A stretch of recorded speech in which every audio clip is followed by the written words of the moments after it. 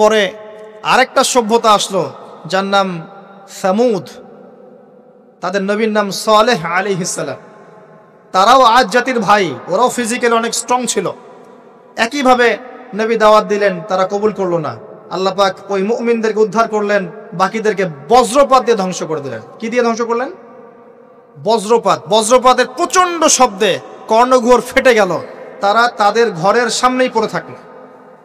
এটা একটা কওম ছিল, যেই কওমটাকে বলা হয়েছিল যে সময় আছে তোমাদের সামনে, তোমরা চাইলে তওবা করে ফিরে আসতে পারো, অথবা 3 দিন ভোগবিলাস করতে পারো, ধ্বংস আসবে, আযাব আসবে। ওরা বলেছিল বরং আমরা 3 দিন ভোগবিলাস করে নেব।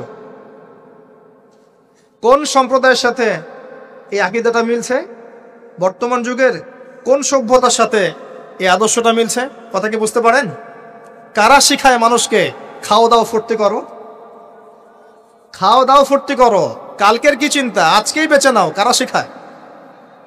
এই যে সালেহ আলাইহিস সালামের কওম এমন ছিল, তওবা করে ফিরে আসো। ওরা বলছে না, 3 দিন সময় আছে, খেয়ে নিয়ে ফুর্তি করে নেব। জেনা, মদ, খাওয়া দাওয়া সব চললো।